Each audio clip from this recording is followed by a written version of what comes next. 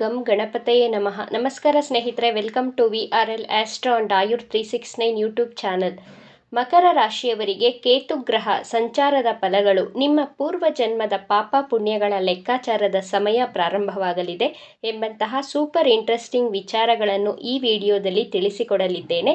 ಮಕರ ರಾಶಿಯವರ ಒಂದು ಅತ್ಯಾಕರ್ಷಕ ಗುಣವೆಂದರೆ ನಿಮಗೆ ಎಲ್ಲಿಂದ ಹಣ ಸಿಗುತ್ತದೆಯೋ ಅಲ್ಲಿಂದ ಗೌರವ ಹಾಗೂ ಕೀರ್ತಿಯನ್ನು ನಿರೀಕ್ಷೆ ಮಾಡುವಂತಹ ಸ್ವಾಭಿಮಾನಿಗಳಾಗಿರುತ್ತೀರಾ. ನಿಮ್ಮ ಎದುರುಗಡೆ ಇರುವಂತಹ ವ್ಯಕ್ತಿಗಳು ಸ್ವಲ್ಪ ಪ್ರೀತಿ ಹಾಗೂ ಸ್ವಲ್ಪ ಗೌರವ ಕೊಟ್ಟರೂ ಅವರಿಗೆ ನೀವು 100ರಷ್ಟು ಒಳ್ಳೆಯದನ್ನೇ ಬಯಸುತ್ತೀರಾ. ಅವರು ಶ್ರೀಮಂತರೇ ಆಗಿರಲಿ ಬಡವರೇ ಆಗಿರಲಿ, ನಿಮಗೆ ಗೌರವ ಪ್ರೀತಿ ತೋರಿಸುವುದು ಮಾತ್ರ ಮುಖ್ಯವಾಗಿರುತ್ತದೆ. ನಿಮ್ಮ ಎದುರುಗಡೆ ಇರುವವರ ಮನಸ್ಸಿನಲ್ಲಿ ಭ್ರಮೆ ಇರುತ್ತದೆ, ನಾವೇ ಇವರನ್ನು ಪೋಷಿಸುತ್ತಿದ್ದೇವೆ ಎಂಬಂತಹ ಸಲಿಗೆಯಿಂದ ಗೌರವ ಮೀರಿ ನಿಮ್ಮ ಸ್ವಾಭಿಮಾನಕ್ಕೆ ಧಕ್ಕೆ ಬರುವ ಹಾಗೆ ಮಾತನಾಡಿದರೆ ಅಲ್ಲಿ ಒಂದು ಕ್ಷಣವೂ ನೀವು ಇರಲು ಬಯಸುವುದಿಲ್ಲ. ಅದು ನಿಮ್ಮ ಕಾರ್ಯಕ್ಷೇತ್ರವಾದರೂ ಸರಿ, ಮನೆಯಾದರೂ ಸರಿ, ಆ ಜಾಗವನ್ನು ಬಿಟ್ಟು ಹೊರಗಡೆ ನಡೆಯುತ್ತೀರಾ. ನಿಮ್ಮ ಈ ಗುಣ ಅವರಿಗೆ ಮೊಂಡುತನ, ಅಹಂಕಾರದಂತೆ ಕಾಣಿಸಿದರೂ ನೀವು ಕೇರ್ ಮಾಡುವುದಿಲ್ಲ. ಜ್ಯೋತಿಷ್ಯ ಶಾಸ್ತ್ರದಲ್ಲಿ ನವಗ್ರಹಗಳಲ್ಲಿ ಕೇತುಗ್ರಹ ಆಧ್ಯಾತ್ಮಿಕ ಗ್ರಹ, ಛಾಯಾಗ್ರಹ. ಈ ಕೇತುಗ್ರಹ ನಮ್ಮ ಪೂರ್ವ ಜನ್ಮದ ಪಾಪ ಪುಣ್ಯಗಳ ಲೆಕ್ಕಾಚಾರವನ್ನು ಹಾಕಿ ಈ ಜನ್ಮದಲ್ಲಿ ಅದಕ್ಕೆ ತಕ್ಕಂತಹ ಫಲವನ್ನು ಕೊಡುವಂತಹ ಗ್ರಹವಾಗಿದೆ. ಈ ಕೇತುಗ್ರಹ ಮಕರ ರಾಶಿಯವರಿಗೆ ಮೇ 18ಕ್ಕೆ ರಾತ್ರಿ 10:30 ಸಮಯಕ್ಕೆ ನಿಮ್ಮ ಭಾಗ್ಯ ಭಾವದಿಂದ ಅಷ್ಟಮ ಭಾವಕ್ಕೆ ಪ್ರವೇಶಿಸಲಿದೆ.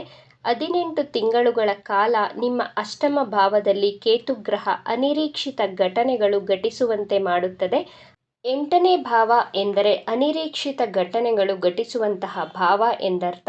ಮಕರ ರಾಶಿಯವರಿಗೆ ಕಳೆದ 18 ತಿಂಗಳುಗಳಿಂದ ಕೇತುಗ್ರಹ ನಿಮ್ಮ ಅದೃಷ್ಟ ಭಾವವಾದಂತಹ 9ನೇ ಭಾವದಲ್ಲಿ ಸ್ಥಿತವಾಗಿ ನೀವು ಬಹಳ ದುಃಖಪಟ್ಟಿರುತ್ತೀರಾ. ನಿಮ್ಮ ಜಾಬ್ ಹಾಗೂ ಬಿಸ್ನೆಸ್ಸಲ್ಲಿ ಸಕ್ಸಸ್ ಆಗಿರಲಿಲ್ಲ, ಪ್ರಮೋಷನ್ಗಳು ಆಗಿರುವುದಿಲ್ಲ, ನೀವು ನಿರೀಕ್ಷಿಸಿದ ನಿಮ್ಮ ಶ್ರಮಕ್ಕೆ ತಕ್ಕ ಪ್ರತಿಫಲ ಸಿಕ್ಕಿರುವುದಿಲ್ಲ, ನಿಮ್ಮ ಕಾರ್ಯಕ್ಷೇತ್ರದಲ್ಲಿ ಹೆಸರು, ಕೀರ್ತಿ, ಗೌರವ ಸಿಕ್ಕಿರುವುದಿಲ್ಲ, ನಿಮ್ಮ ಮನೆಯವರಿಂದ ದೂರವಾಗಿರುತ್ತೀರಾ, ನಿಮ್ಮ ಮಕ್ಕಳಿಂದ ದುಃಖವನ್ನು ಅನುಭವಿಸಿರುತ್ತೀರಾ, ಲವ್ ಲೈಫಲ್ಲಿ ತೊಂದರೆಗಳನ್ನು, ಅಬ್ಸ್ಟಕಲ್ಸ್ಗಳನ್ನು ಅನುಭವಿಸಿದ್ದೀರಾ.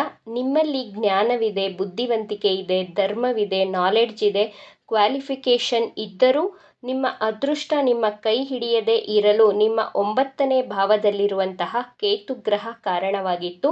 ಕೇತುಗ್ರಹ ಯಾವ ಭಾವದಲ್ಲಿ ಸ್ಥಿತವಾಗಿರುತ್ತದೆಯೋ ಆ ಭಾವದ ಬಗ್ಗೆ ವೈರಾಗ್ಯವನ್ನು ಕೊಡುತ್ತದೆ. ಕೇತುವನ್ನು ಮೋಕ್ಷಕಾರಕ ಗ್ರಹ ಎಂದು ಕರೆಯಲಾಗುತ್ತದೆ. ಆದ್ದರಿಂದ ನಿಮ್ಮ ಅದೃಷ್ಟದ ಭಾವದಲ್ಲಿ ಕೇತುಗ್ರಹ ಸ್ಥಿತವಾಗಿರುವುದರಿಂದ 9ನೇ ಭಾವ ಅಂದರೆ ಹೈಯರ್ ಸ್ಟಡೀಸ್, ಧಾರ್ಮಿಕ ಯಾತ್ರೆ, ತಂದೆಯ ಭಾವ, ಅದೃಷ್ಟದ ಭಾವ, ಈ ಕಾರಕತ್ವಗಳ ಬಗ್ಗೆ ವೈರಾಗ್ಯವನ್ನು, ದುಃಖವನ್ನು ಅನುಭವಿಸಿದ್ದೀರಾ.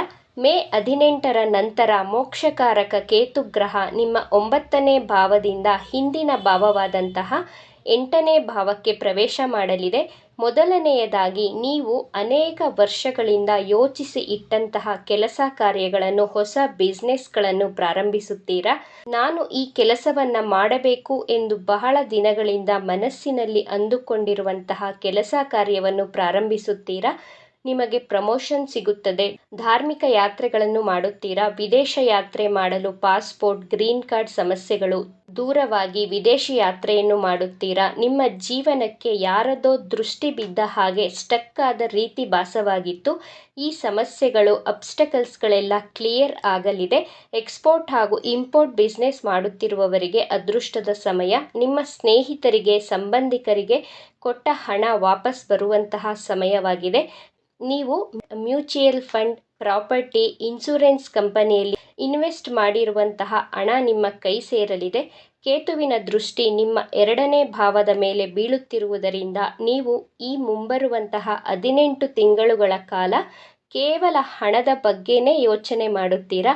ಕುಟುಂಬದ ಬಗ್ಗೆನೂ ಯೋಚಿಸುತ್ತೀರಾ. ಹಣವನ್ನು ಕೊಡುವವರಾಗುತ್ತೀರಾ? ಮಕರ ರಾಶಿಯವರು ಸಾಲ ಮಾಡಿ ನಾನು ಜೀವನದಲ್ಲಿ ಸೋತು ಹೋಗಿದ್ದೇನೆ ಎಂದು ಬಹಳ ನಿರಾಸೆಯಾಗಿದ್ದರೆ ಮೇ 18ರಿಂದ ಡಿಸೆಂಬರ್ 2026ರ ಒಳಗೆ ನಿಮ್ಮ ಸಾಲಗಳನ್ನು ತೀರಿಸುತ್ತೀರಾ?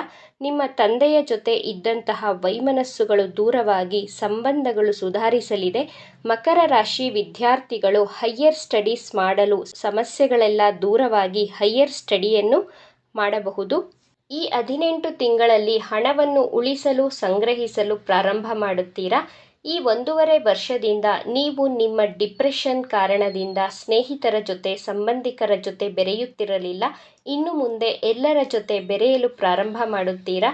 ನಿಮ್ಮ ಇಂಟರ್ವ್ಯೂಸ್ನಲ್ಲಿ ಪದೇ ಪದೇ ಫೇಲ್ಯೂರ್ಸ್ಗಳನ್ನು ಅನುಭವಿಸಿ ಸಾಕಾಗಿದ್ದಂತಹ ಮಕರ ರಾಶಿಯವರಿಗೆ ಮೇ 18ರ ನಂತರ ಹೊಸ ಉದ್ಯೋಗಗಳು ಸಿಗುತ್ತದೆ. ವಿದ್ಯಾರ್ಥಿಗಳು ಆರ್ಥಿಕ ಸಮಸ್ಯೆಯಿಂದ ಅಥವಾ ನಿಮ್ಮ ಪರ್ಸನಲ್ ಕಾರಣಗಳಿಂದ ಅರ್ಧಕ್ಕೆ ನಿಂತು ಹೋದಂತಹ ವಿದ್ಯಾಭ್ಯಾಸವನ್ನು ಮುಂದುವರಿಸುತ್ತೀರಾ? ಅಷ್ಟಮ ಭಾವಕ್ಕೆ ಕೇತು ಗ್ರಹ ಸಂಚಾರ ಮಾಡಿದಾಗ ಆಧ್ಯಾತ್ಮ, ಜ್ಯೋತಿಷ್ಯ, ಸಂಖ್ಯಾಶಾಸ್ತ್ರ, ಚಕ್ರ, ಧ್ಯಾನ, ಹೀಲಿಂಗ್ ಥೆರಪಿಗಳ ಬಗ್ಗೆ ಕುತೂಹಲ ಹೆಚ್ಚಾಗುತ್ತದೆ. ಈ ವಿಷಯಗಳನ್ನು ಕಲಿಯಲು ಪ್ರಾರಂಭ ಮಾಡುತ್ತೀರಾ?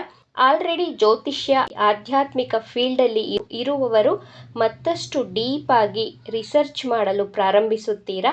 8ನೇ ಭಾವಕ್ಕೆ ಕೇತು ಗ್ರಹ ಸಂಚಾರ ಮಾಡಿದಾಗ ನಿಮಗೆ ಜೀರ್ಣಾಂಗ ಸಮಸ್ಯೆಯನ್ನು ಕೊಟ್ಟು ಆರೋಗ್ಯವನ್ನು ಹೇಗೆ ಕಾಪಾಡಿಕೊಳ್ಳಬೇಕು ಎಂಬಂತಹ ಜ್ಞಾನವನ್ನು ಕೊಡುತ್ತದೆ.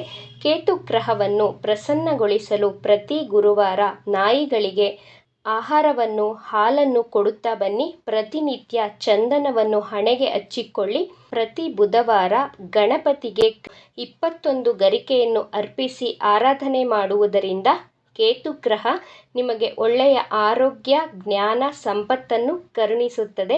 ಈ ವಿಚಾರಗಳು ನಿಮಗೆ ಇಷ್ಟ ಆಗಿದೆ ಅಂತ ಭಾವಿಸ್ತಾ ಇದ್ದೇನೆ. ಇಷ್ಟ ಆಗಿದ್ದರೆ ನಮ್ಮ ಚಾನಲನ್ನು ತಪ್ಪದೇ ಸಬ್ಸ್ಕ್ರೈಬ್ ಮಾಡ್ಕೊಳ್ಳಿ. ಈ ವಿಡಿಯೋಗೆ ಒಂದು ಲೈಕ್ ಕೊಡೋದನ್ನು ಮರಿಬೇಡಿ. ಈ ವಿಡಿಯೋವನ್ನು ನಿಮ್ಮ ಫ್ರೆಂಡ್ಸ್ ಆ್ಯಂಡ್ ಫ್ಯಾಮಿಲಿ ಗ್ರೂಪಲ್ಲಿ ಹೆಚ್ಚು ಶೇರ್ ಮಾಡಿ. ನಿಮ್ಮ ಅಭಿಪ್ರಾಯಗಳನ್ನು ತಪ್ಪದೇ ಕಮೆಂಟ್ ಮಾಡಿ. Thank you friends.